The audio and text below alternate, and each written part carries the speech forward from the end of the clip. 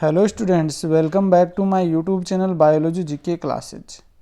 हम blood circulatory system यानी कि रुधिर परिसंचरण तंत्र के विषय में अध्ययन कर रहे थे, जिसके अंतर्गत पीछे हमने 2 से 3 वीडियो देख ली हैं, जिसमें सबसे पहले हमने प्लाज्मा के विषय में देखा था और उसके बाद में जो ब्लड में पाया जाने वाला ठोस पार्ट होता है जिसमें कार्पसेल्स पाए जाते हैं, सेल्स पाए जाती हैं, उनकी हमने बात की थी। जिसमें सर्वप्रथम हमने आरबीसी यानी कि रेड ब्लड कार्पसेल्स यानी कि लाल रुधिर कणिकाओं के विषय में देखा था। लाल रुधिर कणिकाओं में हमने उनके आकार की बात की थी, वयस्क पुरुषों में इनकी संख्या कितनी होती है, महिलाओं में इनकी संख्या कितनी होती है, इसके अलावा इनका निर्माण कहाँ होता है, इसका जीवन काल कितना होता है और इनमें कौन सा श्वसन वर्णक पाया जाता है। इन सभी के विषय में हमने पिछले वीडियो में बात की थी। आज इस वीडियो में हमारा जो नेक्स्ट टॉपिक आता वो है WBC यानी कि वाइट ब्लड सेल्स, श्वेत रुधिर कणिकाएं। इनके विषय में आज इस वीडियो के अंदर हम डिटेल से देखेंगे और इस वीडियो के अंतर्गत हम WBC के प्रकार, पट्टिकाणु यानी कि प्लेटलेट्स, रुधिर के जो इम्पोर्टेंट मुख्य कार्य बनते हैं उनकी हम बात करेंगे। रुधिर का निर्माण कहाँ होता है, देखो हम इनके बारे में हम साथ साथ बात कर रहे हैं और अलग से भी हम बात कर लेंगे, और किस प्रकार से होता है और कहाँ होता है, इन सभी की इस वीडियो के अंतर्गत बात करेंगे। विशेषकर यह वीडियो 12th क्लास के जो बच्चे हैं, 12th क्लास और नीट, इन सभी के लिए बहुत ही महत्वपूर्ण है।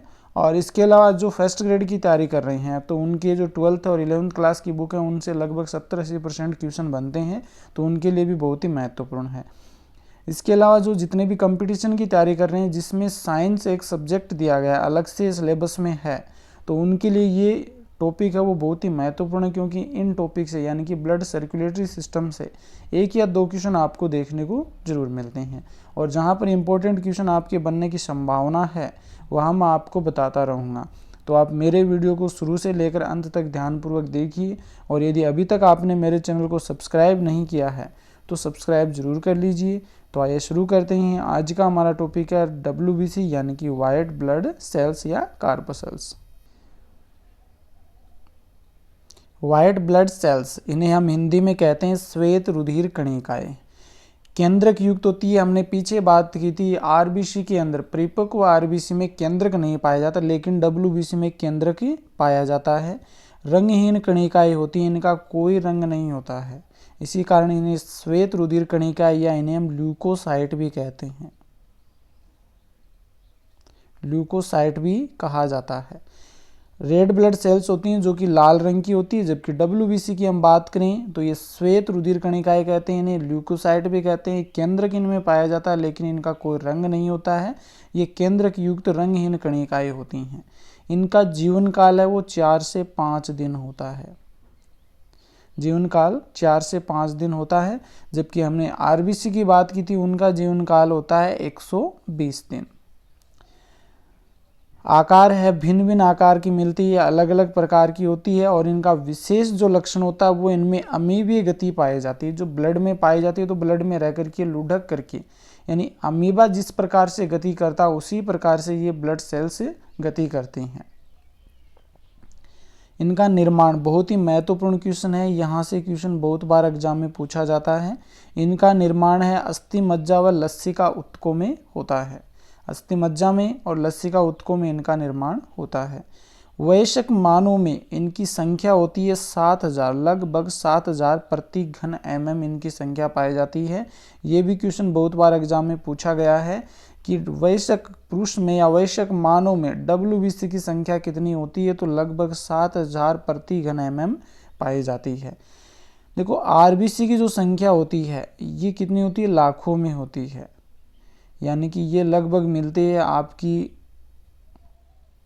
50 लाख के आसपास इनकी संख्या मिलती है। मानव में आरबीसी व WBC की संख्या में अनुपात क्या होता है, तो आप आराम से अनुपात निकाल सकते हैं। तो ये अनुपात भी पूछ लिया जाता है, ये लगभग 600:1 होता है।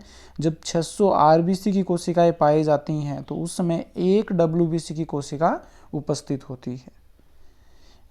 अब बात करते हैं WBC के प्रकार। तो WBC मुख्य रूप से 2 प्रकार की होती हैं, ग्रेनुलोसाइट यानी कि कणिकामयी, और एक होती है अग्रेनुलोसाइट यानी कि अकणिकीय। ग्रेनुलोसाइट और एग्रेनुलोसाइट, इनकी हम आगे डिटेल से बात करते हैं। तो सबसे पहले हम ग्रेनुलोसाइट यानी कणिका में श्वेताणु की बात कर लेते हैं। तो इनकी कोशिका द्रव्य में कणिकाएं उपस्थित होती है।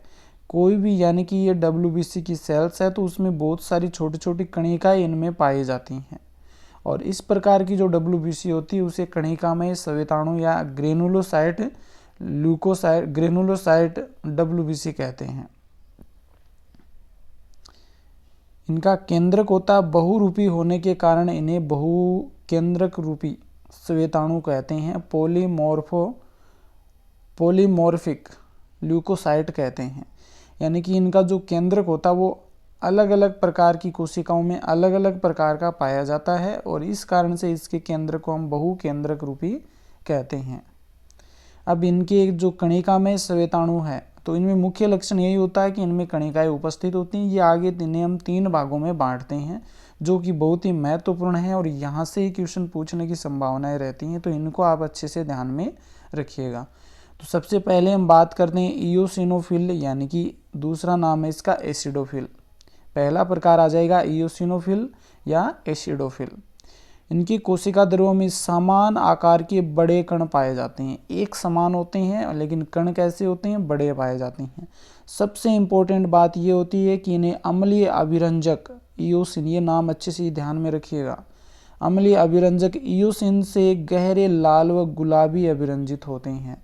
यानी कि जो इयोसिनोफिल कोशिकाएं होती हैं या एसिडोफिल कोशिकाएं होती हैं, इनको अम्लीय अभिरंजक से अभिरंजित करने पर ये गहरे लाल और गुलाबी नजर आती हैं। और इनका जो इयोसिनोफिल नाम और एसिडोफिल नाम भी इसी कारण से पड़ा है, क्योंकि इन्हें अम्लीय अभिरंजक से अभिरंजित करते हैं तो इन्हें एसिडोफिल कहते हैं, और इयोसिन से करते हैं तो इसे इयोसिनोफिल कहते हैं। तो ये थोड़ा अच्छे से ध्यान में रखिएगा कि जो एसिडोफिल या इयोसिनोफिल है उन्हें इयोसिन नामक अम्लीय अभिरंजक से अभिरंजित करते हैं, और जिस कारण से लाल व गुलाबी अभिरंजित होती हैं। ये केंद्रक द्विपिंडीय होता है, बाइलोब्ड होता है, जो यहाँ पर आप दोनों चित्र बना रखे हैं, और यहाँ पे ये चित्र इसमें आप अच्छे से देख सकते हैं कि इनकी केंद्रक में 2 पिंड पाए जाते हैं। द्विपिंडीय केंद्रक होता है। कुल श्वेताणुओं का 2.5% भाग बनाता है, यानी कि कुल श्वेताणुओं का लगभग 2.5% भाग है वो इयोसिनोफिल या एसिडोफिल कोशिकाएं बनाती है। नेक्स्ट है कोशिका पारण एवं कोशिका भक्षण की क्षमता इनमें कम होती है। तो ये बहुत ही महत्वपूर्ण है। कोशिका पारण का मतलब होता है कि कोई भी जो कोशिका होती है वो एक कोशिका को पार करके दूसरी कोशिका में चले जाना, वो कोशिका पारण कहलाता है। यही नहीं कि उसकी जो कोशिका भित्ति है उसके आर पार जा सके, तो वो कोशिका पारण होता है। कोशिका भक्षण है कि कोई भी बाहर से बैक्टीरिया वगैरह या कोई भी एंटीजेंस अंदर आ गया जो हमारे शरीर के लिए नुकसानदायक होता है, उसका भक्षण करना, वो कोशिका भक्षण कहलाता। तो ये दोनों ही क्षमताएं इनमें नहीं पाई जाती है इयोसिनोफिल या एसिडोफिल्स में। परजीवी संक्रमण एवं एलर्जी प्रतिक्रियाओं के समय इनकी संख्या बढ़ जाती है और इसे एंटीहिस्टामिनिक गुण कहते हैं।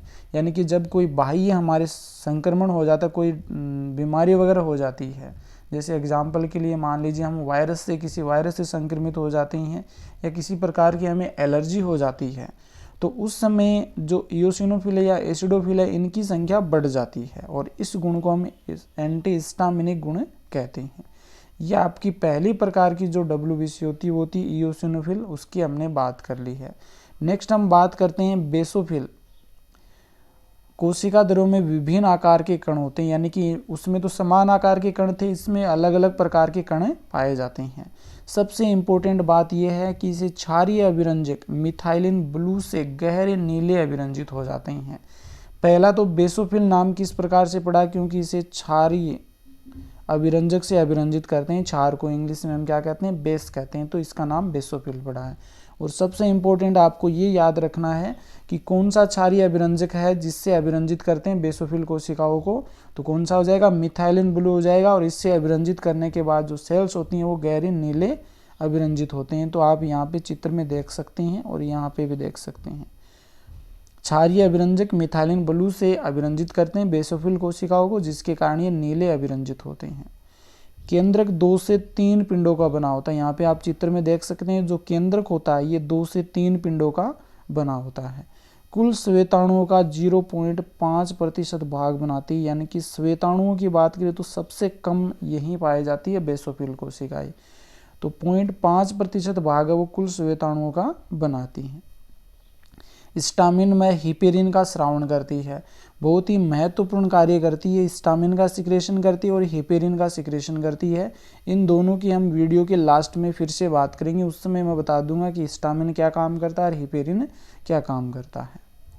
ये आपकी बेसोफिल कोशिकाएं होगी जो मिथाइलिन ब्लू से अभिरंजित करते हैं, यानी कि क्षारीय अभिरंजक से अभिरंजित करते हैं, और इनका केंद्रक 2 से 3 पिंडों का बना होता है। कुल श्वेताणुओं का 0.5% भाग बनाता है और सबसे इम्पोर्टेंट कार्य ये है कि ये स्टामिन व हिपेरिन का स्रावण करती है। नेक्स्ट तीसरे प्रकार की सेल्स आती है न्यूट्रोफिल। न्यूट्रोफिल नाम से पता चल रहा है न्यूट्रल होती है, ये दोनों के लिए समान कार्य करती है, एसिड और बेस के लिए। कोशिका द्रव्य में सूक्ष्म कण पाए जाते हैं, जो कि यहाँ पे भी देख सकते हैं और यहाँ भी देख सकते हैं। अम्लीय व क्षारीय दोनों प्रकार के अभिरंजकों द्वारा हल्के बैंगनी अभिरंजित होते हैं। यानी कि अम्लीय जो अभिरंजक होते हैं उनके लिए भी समान कार्य करती है और क्षारीय अभिरंजकों के लिए भी समान कार्य करती है, और इसी कारण से इसे उदासीनी रंजी भी कहते हैं। यानी कि ये न्यूट्रल होती है अम्ल और बेस के लिए। केंद्रक होता है 2 से 7 पिंडों का बना होता है। कुल श्वेताणुओं का 62% भाग बनाती है। यानी कि बेसोफिल सबसे कम मात्रा में पाए जाने वाली WBC होती है और न्यूट्रोफिलस सबसे अधिक पाए जाने वाली WBC होती है। लगभग 62% है ये WBC का पाई जाती है। कोशिका पारण की क्षमता इसमें पाई जाती है, यानी कि जीवाणु को नष्ट करने की क्षमता होती है। न्यूट्रोफिल कोशिकाएं होती हैं वो एक कोशिका से दूसरी कोशिका में जाने की क्षमता होती है इनमें, और ये वहाँ पर जाकर क्या करती है, जीवाणु को नष्ट करने का कार्य करती है, जीवाणु को सीधा ही भक्षण कर लेती है, और इस कारण से इसे माइक्रोफेज भी कहते हैं। सूक्ष्म भक्षकाणु कोशिकाएं भी इन्हें कहा जाता है। ये न्यूट्रोफिल होगी, बहुत ही महत्वपूर्ण है, इनके बारे में पूछ लिया जाता है। कोशिका द्रव्य में सूक्ष्म कण पाए जाते हैं। अम्लीय और क्षारीय दोनों प्रकार के अभिरंजकों से अभिरंजित होती है। कुल श्वेताणुओं का 62% भाग बनाती है। यानी कि सर्वाधिक मात्रा में पाए जाने वाली WBC कोशिकाएं होती हैं, और इसका सबसे महत्वपूर्ण लक्षण ये होता है कि ये कोशिका पारण की क्षमता होती है, इसमें जीवाणुओं को ये नष्ट करती है। नेक्स्ट हम जो दूसरे प्रकार की कोशिकाएं आती हैं, पहले हमने किसकी बात की थी, जो कणिकामय कोशिकाएं होती हैं उनकी बात की थी। यहाँ पे गलती से छप गई है, कणिका रहित या अकणिकामय कोशिकाएं इन्हें हम कहते हैं। कणिका रहित श्वेताणु या एग्रेनुलोसाइट भी इन्हें हम कहते हैं। कोशिका द्रव्य में कणिकाएं एब्सेंट होती है, जबकि हमने उसकी बात की थी, कणिकामय कोशिकाओं की बात की थी, उनकी कोशिका द्रव्य में कणिकाएं पाई जाती हैं और इनकी कोशिका द्रव्य में कणिकाएं एब्सेंट होती हैं। उनमें केंद्रक बहुरूपी था, लेकिन यहाँ पर जो केंद्रक होता है वो एक केंद्र की होती है, केवल एक ही केंद्रक पाया जाता है, इसी कारण से इन्हें एक केंद्र की श्वेताणु भी कहते हैं। और जो केंद्रक होता है वो किस प्रकार का होता है, अंडाकार मिल सकता है और सेम की बीज की समान आकृति का हो सकता है। अंडाकार केंद्रक मिल सकता है, सेम के बीज की आकृति के समान केंद्रक मिल सकता है। औसत आकार है इनका 8 से 20 माइक्रोमीटर होता है। थोड़े बड़े आकार की कोशिकाएं होती हैं ये, यानी कणिका रहित श्वेताणु एग्रेनुलोसाइट होती हैं। एक ही केंद्रक पाया जाता है, एक ही प्रकार का केंद्रक होता है, और केंद्र कैसा होता है, अंडाकार या गोलाकार, सेम के बीज की आकृति का भी मिल सकता है, और इनका औसत आकार 8 से 20 माइक्रोमीटर होता है। और कणिका रहित को श्वेताणु ये मुख्य रूप से 2 प्रकार की होती हैं। पहली है मोनोसाइट, इन्हें हम हिंदी में एक केंद्रकाणु कहते हैं, मोनोसाइट या एक केंद्रकाणु। इनका आकार है 12 से 15 माइक्रोमीटर होता है, यानी कि सबसे बड़ी WBC कोशिकाएं होती हैं मोनोसाइट। अगर ऐसा क्वेश्चन आ जाए सबसे बड़ी WBC कोशिकाएं कौन सी होती है, तो ये होती है मोनोसाइट या एक केंद्रकाणु, जिसका आकार है वो 12 से 15 माइक्रोमीटर होता है। बड़े आकार की कोशिकाएं होती हैं। केंद्रक सेम की बीज की आकृति का बड़ा केंद्रक होता है। आप इस स्ट्रक्चर में देख सकते हैं, सेम के जो बीज होते हैं उसी प्रकार का केंद्रक पाया जाता है, जो कि बड़े आकार का होता है। कुल श्वेताणुओं का 5% भाग बनाती है। कुल जो श्वेताणु हैं उनका लगभग 5% भाग है वो मोनोसाइट या एक केंद्रकाणु बनाता है। मोनोसाइट रुधिर से ऊतकों में आने से काफ़ी बड़े आकार की हो जाते हैं, यानी कि सामान्यतः ये रुधिर में पाए जाते हैं, लेकिन इनमें कोशिका पारण की क्षमता होती है, इस कारण से ये किस में चले जाते हैं, ऊतकों में चले जाते हैं। जैसे ही ऊतकों में जाते हैं तो वहाँ पे इनका आकार लगभग 80 माइक्रोमीटर तक हो जाता है, यानी कि बड़े आकार की कोशिकाएं हो जाती हैं ये, और इसी कारण से इन्हें हम वृहद भक्षकाणु या मैक्रोफेज भी कहते हैं। वृहद भक्षकाणु या मैक्रोफेज भी कहते हैं। ये आप ध्यान में रख लीजिए, क्योंकि ये क्वेश्चन बहुत बार आता है कि वृहद भक्षकाणु या मैक्रोफेज कौन सी कोशिकाओं को कहा जाता है। मोनोसाइट या एक केंद्रकाणु को कहते हैं। क्यों कहते हैं? क्योंकि ये जब रुधिर से ऊतकों में जाती हैं तो ये बड़े आकार की हो जाती हैं, यानी इनका आकार बड़ा हो जाता है, लगभग 80 माइक्रोमीटर तक हो जाता है, और इसी कारण से इन्हें वृहद भक्षकाणु या मैक्रोफेज कहते हैं, क्योंकि इनको कोशिकाएं जो होती हैं, जो हानिकारक सेल्स होती हैं, उनको नष्ट करने की क्षमता इनमें पाई जाती है, भक्षण करने की क्षमता इनमें होती है। नेक्स्ट नोट लगा के लिखा, जो कि बहुत ही महत्वपूर्ण है, वृहद भक्षकाणु यानी किसकी बात कर रहे हैं हम लोग, ये मोनोसाइट की बात कर रहे हैं। न्यूट्रोफिल मिलकर के शरीर में भक्षकाणुओं का तंत्र बनाते हैं, यानी कि जो मैक्रोफेज है, जो मोनोसाइट है, मोनोसाइट और न्यूट्रोफिल, ये दोनों मिलकर के भक्षकाणुओं का एक तंत्र बनाते हैं। ये मैक्रोसाइट हो गया, ये माइक्रोसाइट हो गया। मैक्रोफेज और माइक्रोफेज ये दोनों मिलकर के शरीर में भक्षकाणुओं का एक तंत्र बनाते हैं, जो संक्रमण के विरुद्ध प्रतिरक्षा की प्रथम पंक्ति के रूप में कार्य करते हैं। यानी कि शुरुआत में जब कोई भी बैक्टीरिया हमारे शरीर के अंदर प्रवेश करता है तो उसमें उस बैक्टीरिया से लड़ने के लिए जो सर्वप्रथम प्रतिरक्षा की प्रथम पंक्ति का निर्माण होता है, और वो निर्माण होता है मोनोसाइट और न्यूट्रोफिल के द्वारा। ये दोनों कोशिकाएं मिलकर के शरीर में जो संक्रमण होता है उसके विरुद्ध प्रतिरक्षा की प्रथम पंक्ति का निर्माण करते हैं। नेक्स्ट आती है हमारी लिम्फोसाइट यानी कि लस्सीकाणु। दूसरे जो कणिका रहित कोशिका हैं वो है लस्सीकाणु या लिम्फोसाइट। ये अंडाकार केंद्रक युक्त गोलाकार कोशिकाएं होती हैं। इसमें जो केंद्रक होता है वो गोलाकार होता है, और कोशिकाएं किस प्रकार की होती हैं, अंडाकार कोशिकाएं होती हैं। केंद्रक गोलाकार होता है और कोशिकाएं अंडाकार होती हैं। उत्पत्ति है इनकी अस्थि मज्जा से होती है। लिम्फोसाइट है, इससे पहले जितनी भी कोशिकाएं आई हैं उनकी उत्पत्ति अस्थि मज्जा से ही होती है, लेकिन इसमें कुछ आपको डिफरेंस मिलेगा, वो मैं अभी आगे बता दूंगा। उत्पत्ति है वो अस्थि मज्जा से होती है। हाँ, यहाँ पे आप ध्यान में रखिएगा, उत्पत्ति अस्थि मज्जा से, लेकिन जो परिपक्वन होता है वो थाइमस ग्रंथि व लस्सिका उत्तक में होता है। ये आप ध्यान में रखना है कि उत्पत्ति तो अस्थि मज्जा में होती है, लेकिन इनका परिपक्वन है वो थाइमस ग्रंथि या लस्सिका उत्तक में होता है। अमीबीय गति है वो सीमित प्रकार की होती है। भक्षकाणु जो प्रकृति होती है उस प्रकार की ये कोशिकाएं नहीं होती है। कहाँ पाई जाती है ये रुधिर में भी पाई जा सकती है, लस्सिका है उसमें पाई जा सकती है, और शरीर के जो उत्तक होते हैं, लस्सिका उत्तक होते हैं या शरीर के जो उत्तक होते हैं उनमें ये पाई जाती है। रुधिर, लस्सिका और शरीर के जो उत्तक होते हैं उनमें इनकी उपस्थिति होती है लिम्फोसाइट या लस्सीकाणुओं की। कुल श्वेताणुओं का लगभग 30% भाग है वो लस्सीकाणु या लिम्फोसाइट बनाती है। छोटे आकार के लस्सीकाणु हैं जिन्हें हम टी लिम्फोसाइट कहते हैं, यानी कि छोटे आकार के जो लस्सीकाणु होते हैं, यहाँ पे आप चित्र में देख सकते हैं, जिन्हें हम टी लिम्फोसाइट कहते हैं, जो कि ये संख्या में क्या होते हैं, अधिक होते हैं। छोटे आकार के लस्सीकाणु संख्या में अधिक पाए जाते हैं। इनका व्यास होता है 6 से 8 माइक्रोमीटर होता है, और इन्हें हम टी लिम्फोसाइट कहते हैं। नेक्स्ट जो बड़ी आकार के लस्सीकाणु होती हैं जो संख्या में बहुत ही कम होते हैं, यहाँ पे आप चित्र देख सकते हैं, जिन्हें हम बी लिम्फोसाइट कहते हैं, और इनका आकार 10 से 20 माइक्रोमीटर होता है। एक बार फिर से हम देख लेते हैं कि जो छोटे आकार के लस्सीकाणु होते हैं जिन्हें हम टी लिम्फोसाइट कहते हैं, जो कि संख्या में बहुत कम पाए जाते हैं, इनका व्यास होता है 6 से 8 माइक्रोमीटर।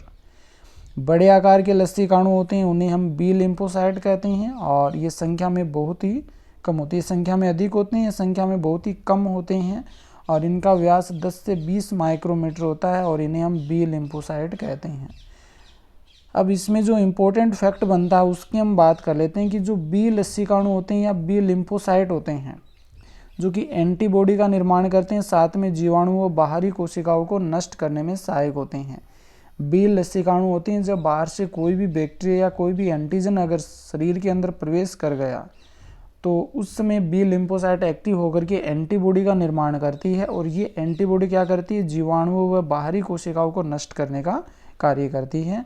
इस प्रकार से जो बी लिम्फोसाइट होती है हमारे इम्यून सिस्टम में एक महत्वपूर्ण रोल अदा करती है। आगे हम इसी वीडियो में एंटीबॉडी और एंटीजन की जो एक्टिविटी है किस प्रकार की पाई जाती है उसकी भी हम बात करेंगे। ये हमारी जो WBC होती है, फर्स्ट हमने RBC देखी थी, सेकंड WBC हो गई। अब जो नेक्स्ट तीसरे प्रकार की जो कोशिकाएं पाए जाते हैं उन्हें हम कहते हैं प्लेटलेट्स या रुधिर पट्टिकाणु, या इन्हें हम थ्रोम्बोसाइट भी कहते हैं। प्लेटलेट्स या रुधिर पट्टिकाणु, इनका आकार अब बहुत ही छोटा होता है, 2 से 3 माइक्रोमीटर तक होती हैं। अनियमित आकार की कोशिकाएं होती हैं, यहाँ पे आप देख सकते हैं इनकी स्ट्रक्चर आप आराम से अच्छे से देख सकते हैं। अनियमित आकार की कोशिकाएं होती हैं, केंद्रक इनमें एब्सेंट होता है। देखो RBC के अंदर RBC जब अपरिपक्व होती है उस समय केंद्रक होता है, लेकिन परिपक्व होने के बाद RBC में केंद्रक नहीं होता है। और प्लेटलेट्स इस प्रकार की कोशिकाएं होती हैं, इनमें शुरुआत से केंद्रक एब्सेंट होता है। इनका निर्माण है वो अस्थि मज्जा में होता है। निर्माण की बात करें तो सिर्फ एक ही इस प्रकार की कोशिकाएं होती है जिनका निर्माण अलग होता है। जितनी भी ब्लड सेल्स होती हैं उनका सभी का निर्माण अस्थि मज्जा से होता है, लेकिन जो अभी हमने पीछे बात की थी जो लिम्फोसाइट होती हैं उनका निर्माण तो अस्थि मज्जा से होता है, लेकिन परिपक्वन है वो थाइमस ग्रंथि या लसिका में होता है, लसिका उत्तक में। रक्त में इनकी संख्या 3 लाख प्रति घन mm होती है, बहुत अधिक संख्या में पाए जाती हैं ये, 3 लाख प्रति घन mm होती है। और एक इम्पोर्टेंट फैक्ट यहाँ पे बता देता हूँ कि जब हम डेंगू की जांच करते हैं तो उसमें डेंगू की जांच वो इसी की जाती है, प्लेटलेट्स की जाती है। अगर इनकी संख्या में अधिक कमी पाई गई है तो डेंगू बुखार बताया जाता है, जबकि इनकी संख्या में कमी नहीं होती तो सामान्य रोगी को हम सामान्य करार दे सकते हैं। तो इसकी जो जांच होती है डेंगू की वो इसी के आधार पर होती है, रुधिर पट्टिकाणु की। संख्या कितनी होती है, 3 लाख प्रति घन mm होती है। इनका जो जीवन काल होता है वो 5 से 7 दिन तक होता है। विघटन है वो प्लीहा व यकृत में, प्लीहा और यकृत में यानी कि स्प्लीन और लीवर में इनका विघटन होता है। जब ये नष्ट होती हैं जाकर के तो कहाँ होती हैं, ये प्लीहा और यकृत में जाकर के नष्ट होती हैं। और सबसे जो इम्पोर्टेंट इसका कार्य होता है वो होता है रुधिर के थक्के के निर्माण में ये बहुत ही महत्वपूर्ण रोल अदा करती है। यानी प्लेटलेट्स होती है जब रुधिर का थक्का जमता है तो उसमें थ्रोम्बोसाइट या किस प्रकार की कुछ पदार्थ रिलीज करती है जो कि रुधिर के थक्के बनाने में सहायक होती है। तो इनडायरेक्टली ये रुधिर के थक्के के निर्माण में बहुत ही महत्वपूर्ण भूमिका निभाती है रुधिर प्लेटलेट्स या रुधिर पट्टिकाणु। अब ब्लड सेल्स होती हैं उसकी हमने बात कर ली आज इस वीडियो में, और इससे पहले हमने प्लाज्मा की बात कर ली थी। अब जो रुधिर होता है इसके जो महत्वपूर्ण कार्य हैं उनकी हम बात कर लेते हैं। तो सबसे इम्पोर्टेंट कार्य तो यही है इसका कि ऑक्सीजन व CO2 का परिवहन करता है। ऑक्सीजन का बहुत ही अधिक मात्रा में परिवहन करता है कि ये हीमोग्लोबिन के साथ जुड़ करके ऑक्सी हीमोग्लोबिन बनाता है, और फिर बहुत ही अधिक मात्रा में ये पूरे जो टिश्यू होते हैं हमारे शरीर के जो ऑर्गन्स होते हैं वहाँ तक रक्त और रक्त के साथ में जो पोषण वगैरह उनको पहुँचाने का कार्य करता है। ऑक्सीजन के बाद में CO2 का परिवहन भी क्या होता है, रक्त के द्वारा होता है। खाद्य पदार्थों का वितरण वो ब्लड के द्वारा होता है, यानी कि जो भी हम खाद्य पदार्थ खाते हैं जो हमारे स्टोमक और छोटे हाथ में स्टोर अवशोषित हो जाते हैं, अवशोषित होने के बाद ये ब्लड में चला जाते हैं और ब्लड से ग्लूकोज, प्रोटीन्स, वसा ये सभी क्या होते हैं अलग अलग प्रकार के जो हमारे ऑर्गन्स हैं वहाँ तक है वो ब्लड के द्वारा ही पहुँचाए जाते हैं। दैहिक ताप का नियमन है ये भी ब्लड के द्वारा होता है। हार्मोनों का सेवन यानी कि हार्मोन्स होते हैं, जैसे एग्जाम्पल के लिए पिट्यूटरी ग्लैंड जो कि हमारे मस्तिष्क में पाई जाती है, वहाँ से कोई हार्मोन रिलीज हो गया, वो हार्मोन रिलीज होने के बाद वो कहाँ तक पहुँचना है, कौन से टारगेट ऑर्गन तक पहुँचना है, तो उसमें भी क्या होता है ये ब्लड ही सहायक होता है। रोगों से बचाव का कार्य भी करता है क्योंकि हमारे शरीर में जो WBC पाई जाती हैं, लसिका कोशिकाएं पाई जाती हैं, ये क्या करती हैं जो विभिन्न प्रकार के रोग कारक होते हैं उनके साथ में लड़ने का कार्य करती हैं। तो रोगों से बचाव का कार्य भी रुधिर के द्वारा होता है, ब्लड के द्वारा होता है। चोटों की मरम्मत यानी कि जब हमारे किसी प्रकार की चोट लग जाती है उसमें ब्लड का थक्का बनना और वहाँ पर जो घाव होता है उसका परिपूर्ण होना। देखो घाव भरने में किसी प्रकार की चोट लग जाए और वहाँ पर घाव भरने में सबसे महत्वपूर्ण रोल है वो WBC अदा करती है। रक्त का थक्का बनाना, रक्त का थक्का बनाने में क्या होती है ये ब्लड होता है वो सहायक होता है। उत्सर्जी पदार्थों के सेवन में, यानी कि जब हमारे जो ब्लड की कोशिकाएं होती हैं उनमें श्वसन की क्रिया होती है, उन श्वसन की क्रियाओं के फलस्वरूप ऊर्जा प्राप्त हो जाती है और कुछ अपशिष्ट पदार्थ बनते हैं, जैसे कि यूरिया है, CO2 है, यूरिक एसिड है, कुछ मात्रा में बनते हैं। ये सभी पदार्थ है हमारे शरीर में ब्लड के द्वारा ही शरीर से बाहर निकाला जाता है। यानी कि उत्सर्जी पदार्थों का सेवन है वो भी किसके द्वारा होता है? ब्लड के द्वारा होता है। जल का सेवन भी ब्लड के द्वारा होता है। रोगों का निदान, यानी कि जब हमारे शरीर में किसी प्रकार की बीमारी हो जाती है तो हम डॉक्टर के पास जाते हैं। सामान्य रूप से हमें क्या कर देते हैं? टैबलेट वगैरह दे देते हैं, और उससे अगर हमारे शरीर पर किसी प्रकार का इफेक्ट नहीं होता तो फिर क्या करते हैं? ज़्यादा बीमार होने पर हमारा ब्लड टेस्ट किया जाता है और ब्लड के द्वारा हमारे रोगों का पता लगाया जाता है कि कौन सी बीमारी हमारे शरीर के अंदर है। तो रोगों के निदान में भी महत्वपूर्ण भूमिका निभाई जाती है ब्लड के द्वारा ही। ब्लड की जांच करते हैं जिससे हमें पता चलता है कि कौन सी बीमारी उस रोगी व्यक्ति को है। इस प्रकार से इस वीडियो के अंतर्गत हमने सबसे पहले हमने किसकी बात की थी कि WBC देखी थी। WBC के मुख्य जो इम्पोर्टेंट फैक्ट हैं वो देखे थे। उसके बाद में उसके प्रकार देखे थे, अलग अलग प्रकार की कोशिकाओं की हमने बात की थी। उसके बाद में हमने प्लेटलेट्स की बात कर ली और अब हमने रुधिर के जो कार्य हैं उनकी हमने बात कर ली है। अब आगे जो कुछ महत्वपूर्ण फैक्ट्स आते हैं हम उनकी बात कर लेते हैं कि किस प्रकार से ब्लड का निर्माण होता है, कहाँ पर होता है, और ये ब्लड सेल्स हैं वो परिपक्वन किस प्रकार से होता है। इन सभी की हम आगे इस स्लाइड के अंदर बात करते हैं। तो सबसे पहले हम बात करते हैं कुछ स्टेम सेल्स होती हैं जो कि हमारे जो अस्थि मज्जा होती है उसमें पाई जाती है। अस्थि मज्जा में स्टेम सेल्स पाए जाती है और स्टेम सेल्स जो होती है वो टोटीपोटेंट प्रकार की होती है। उनमें इस प्रकार की क्षमता पाई जाती है कि ये किसी भी प्रकार की कोशिकाओं का निर्माण कर सकती है, और उस प्रकार की कोशिकाओं को हम क्या कहते हैं? टोटीपोटेंट सेल्स कहते हैं या स्टेम सेल्स कहते हैं।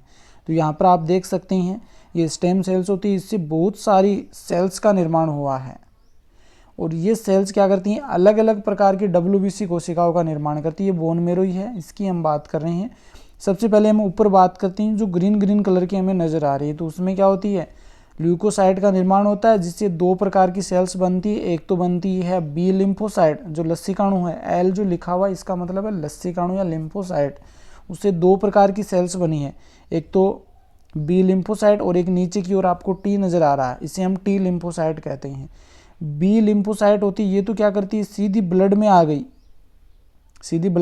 क्योंकि यहाँ पे ये इसका परिपक्वन हो जाता है, बोन मेरो में इसका परिपक्वन हो जाता है। जबकि जो टी लिम्फोसाइट है ये ब्लड में आने के बाद कहाँ जाती है? थाइमस जो ग्रंथि होती है, हमारे थाइमस ग्लैंड होती है वहाँ पे आ जाती है और थाइमस ग्लैंड में इसका परिपक्वन होता है।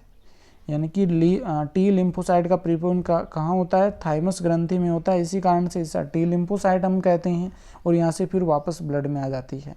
तो पहले हमने लिम्फोसाइट की बात की थी, तो उसमें दो प्रकार की सेल्स बनती है, एक बी लिम्फोसाइट एक टी लिम्फोसाइट। टी लिम्फोसाइट का परिपक्वन अस्थि मज्जा में होता है, उत्पत्ति भी अस्थि मज्जा में होती है और यहाँ पर ब्लड में आ जाती है।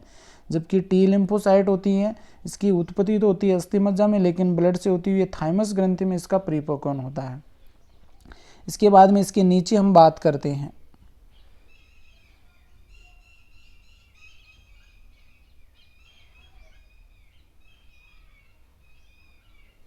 इसके नीचे जो आपको सेल्स नज़र आ रही है, देखो रेड इसके अंदर बना हुआ है, इसे हम कहते हैं न्यूट्रोफिल सेल कहते हैं, इन्हें फेगोसाइट कहते हैं।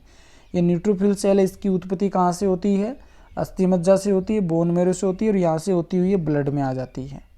इसके बाद में नेक्स्ट जो सेल्स होती है, ब्लड में हम बात करेंगे कौन कौन सी सेल्स होती हैं सभी। एक बार यहाँ से इसकी उत्पत्ति की बात कर लेते हैं। नीचे आपको ग्रीन जो नज़र आ रही है इस सेल्स का बोलते हैं हम बेसोफिल। ये कोशिका यहाँ से उत्पत्ति होती है बोन मेरो से और ये ब्लड में आ जाती है। और इसके बाद में आपको रेड नज़र आ रही है, इसे हम इयोसिनोफिल कहते हैं, ये भी ब्लड में आ जाती है, उत्पत्ति अस्थि मज्जा से होती है।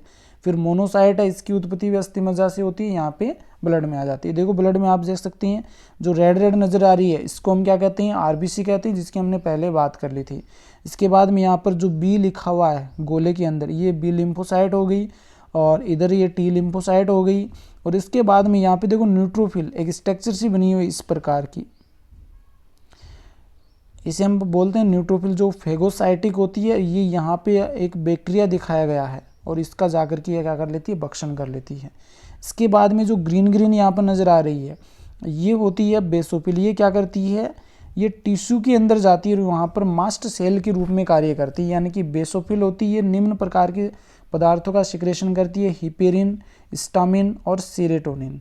और हिपेरिन जो होता है ये क्या करता है, ब्लड के अंदर पाया जाता है और ब्लड में रुधिर जो वाहिनियाँ है उसमें ब्लड को जमने से रोकती है, यानी कि हिपेरिन एंटी कोगुलेंट के रूप में कार्य करता है ब्लड के अंदर। ये क्वेश्चन बहुत बार एग्जाम में आया है कि ब्लड के अंदर ब्लड को जमने से कौन सा पदार्थ रोकता है, तो हिपेरिन वह पदार्थ है जो रुधिर वाहिनियों में ब्लड को जमने से रोकता है। किससे स्रावित होता है, तो बेसोफिल कोशिकाएं हैं उनसे निकलता, मास्ट कोशिकाओं से निकलता है। हिस्टामिन है, ये क्या करता है, जब एलर्जी वगैरह या संक्रमण की स्थिति होती है वहाँ उस समय ये रिलीज होता है। और इसी प्रकार से सेरोटोनिन है वो भी बेसोफिल कोशिकाओं से रिलीज होता है। इसके बाद में नेक्स्ट आपको रेड रेड जो नज़र आ रही है इसके अंदर, ब्लड के अंदर रेड रेड नज़र आ रही है, ये कौन सी इयोसिनोफिल कोशिकाएं होती हैं। संक्रमण के समय इनकी संख्या क्या हो जाती है, बढ़ जाती है। और नीचे आपको जो नीले कलर में या ब्लैक कलर में नज़र आ रही है, पर्पल कलर में नज़र आ रही है, ये कौन सी हैं, ये मोनोसाइट कोशिकाएं। ये भी क्या होती हैं, मैक्रोफेज होती हैं, फेगोसाइटिक नेचर की होती हैं। ये कोई भी बैक्टीरिया या जो एंटीजन जो ब्लड के अंदर प्रवेश करता, शरीर में प्रवेश करता, उसको भक्षण करके नष्ट कर लेती है।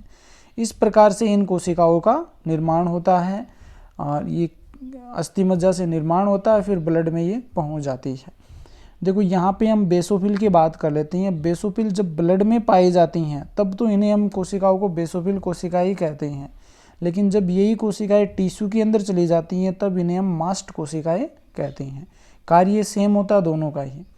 अब नेक्स्ट हम बात कर लेते हैं, संक्रमण के समय इयोसिनोफिल की संख्या बढ़ जाती है, हमने बात कर ली है। आगे हम बात करते हैं मोनोसाइट, जीवाणुओं के भक्षण का कार्य करती है, ये भी हमने बात कर लिया। टिश्यू के अंदर इन्हें हम मैक्रोफेज भी कहते हैं क्योंकि वहाँ पर क्या करती है, जीवाणुओं का भक्षण करती है। बी लिम्फोसाइट की उत्पत्ति और परिपक्व है वो अस्थि मज्जा में होता है, लेकिन टी लिम्फोसाइट की उत्पत्ति है वो अस्थि मज्जा में होती है, जबकि परिपक्व वो थाइमस ग्रंथि में होता है। ये थोड़ा कंफ्यूज करने वाले थोड़े से क्वेश्चन है यहाँ पे, तो इनको थोड़ा सा अच्छे से ध्यान में रखिएगा। अब नीचे हम बात कर लेते कि एंटीजन और एंटीबॉडी है उनकी कंसेप्ट किस प्रकार की, ये एक्टिविटी किस प्रकार से होती है, तो इनको आप अच्छे से समझ ले। एक बार समझ लोगे ना आगे कोई दिक्कत नहीं आएगी। जहाँ पर एंटीबॉडी या एंटीजन शब्द आएगा तो आपको कोई दिक्कत नहीं आएगी, अच्छे से आपको ये याद रहेगा। देखो सबसे पहले ये दोनों ही क्या होती हैं, इम्यून सिस्टम से संबंधित होती है और इम्यून सिस्टम में हमारा सबसे महत्वपूर्ण रोल है वो WBC अदा करती है। और WBC इम्यून सिस्टम समय की सेल्स को पहचान करके तथा इस पर अटैक नहीं करता है, यानी कि इम्यून सिस्टम में जो WBC कोशिकाएं पाई जाती हैं खुद की सेल्स में पहचान करने की उनमें क्षमता होती है। जब कोई बाहरी सेल्स आती है तब भी वो अटैक करती है, तभी आक्रमण करती है, लेकिन जब अंदर की खुद की सेल होती है उस पर किसी प्रकार का कोई इफेक्ट नहीं डालती है। चलो हम बात करते हैं अभी ये एंटीजन और एंटीबॉडी किस प्रकार से होती हैं। सबसे पहले हम बात करते हैं बी लिम्फोसाइट। बी लिम्फोसाइट यहाँ पे रहा जो एक बॉडीगार्ड के रूप में आपको दिखाया गया, ये क्या है, बी लिम्फोसाइट है। जब हमारे शरीर में किसी प्रकार का बैक्टीरियल एंटीजन प्रवेश करे, ये मान लीजिए बैक्टीरियल एंटीजन है जो राक्षस की तरह आपको दिखाई दे रहा है, ये बैक्टीरियल एंटीजन है। जब ये हमारे शरीर में प्रवेश करता है, प्रवेश करते ही हमारी जो बी लिम्फोसाइट है ये एक्टिव हो जाती है और एक्टिव होकर के ये क्या करती है, एंटीबॉडीज का निर्माण करती है। एंटीजन के रूप में कौन कार्य कर रहा है कि बैक्टीरियल जो बाहर से प्रवेश कर रहा है वो कार्य कर रहा है एंटीजन के रूप में, और एंटीजन के प्रभाव से ही एंटीबॉडी का निर्माण होता है, जो यहाँ पर आप देख सकते हैं वाई के आकार की नज़र आ रही है, जिसे हम एंटीबॉडीज कहते हैं। यह आप अच्छे से समझ लीजिए कि अपने आप एंटीबॉडी का निर्माण हमारे शरीर में नहीं होता। जब भी कभी भी हमारे शरीर में कोई भी एंटीजन प्रवेश करता है या शरीर का अंदर का कोई एंटीजन होता है तभी हमारे शरीर में एंटीबॉडी का निर्माण होता है। एंटीजन के बिना एंटीबॉडी का निर्माण नहीं होता है। तो यहाँ पर एंटीजन है वो बैक्टीरियल एंटीजन प्रवेश किया और यहाँ पर बी लिम्फोसाइट एक्टिव होकर के एंटीबॉडी का निर्माण कर लेती हैं। अब ये बैक्टीरियल सेल्स का क्या करती है, ये बी लिम्फोसाइट है इसकी पहचान करती है। इम्यून सिस्टम होता है वो क्या करता है, इसकी पहचान करता है कि ये हमारी सेल्स है या बाहर से आई हुई है। अगर इसकी पहचान हो जाती है कि बाहर से आई हुई है तो ये एंटीबॉडीज आती है, इसके ऊपर आक्रमण कर देती है और इसको चारों ओर से घेर लेती है और बांध लेती है। बांधने के बाद क्या होता है, जो मैक्रोफेज कोशिकाएं होती हैं, जो न्यूट्रोफिल कोशिकाएं होती हैं, मोनोसाइट कोशिकाएं होती हैं, न्यूट्रोफिल मोनोसाइट दोनों ही भक्षण का कार्य करती हैं।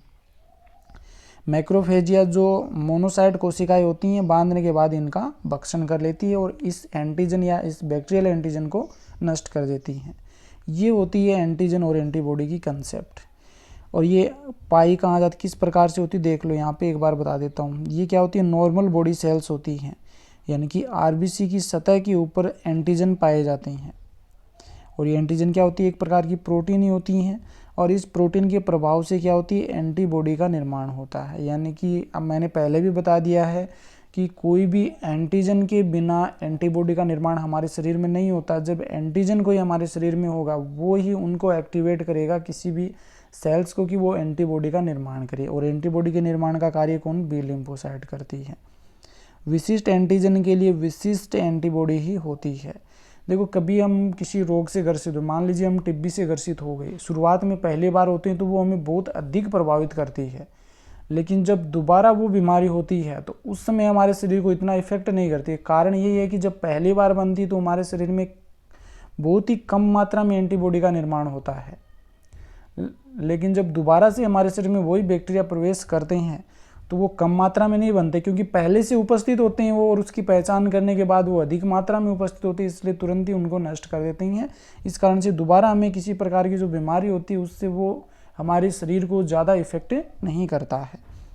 इस प्रकार से आज इस वीडियो में हमने बहुत ही महत्वपूर्ण जानकारियाँ प्राप्त की है, जो कि 12th क्लास के लिए विशेष करके 12th क्लास की जो अलग से एक यूनिट है पूरी, उस यूनिट में चैप्टर है ब्लड सर्कुलेशन का, तो उसमें बहुत ही महत्वपूर्ण है। कंप्लीट नोट्स इसमें शामिल किए गए हैं, एक भी क्वेश्चन है इससे बाहर आपको नहीं मिलेगा है। अच्छे से आपने वीडियो देखा तो अच्छे से आपको ज़रूर समझ में आ गया होगा। और यदि आपको ये वीडियो अच्छा लगा है तो चैनल को सब्सक्राइब कीजिए, वीडियो को लाइक कीजिए और अधिक से अधिक शेयर कीजिए। वीडियो देखने के लिए धन्यवाद। और एक ज़रूरी सूचना आपके लिए कि जो राजस्थान पुलिस की तैयारी कर रही हैं उनके लिए शाम को, यानी आज से ही शाम को एक टेस्ट सीरीज हम चालू कर रहे हैं। उसमें आपको क्वेश्चन पूछे जाएंगे, इसमें 10 सेकंड का आपको समय मिलेगा। उस 10 सेकंड में आपको आंसर देना है, उसके बाद में उसका आंसर मैं दूंगा। वीडियो देखने के लिए धन्यवाद।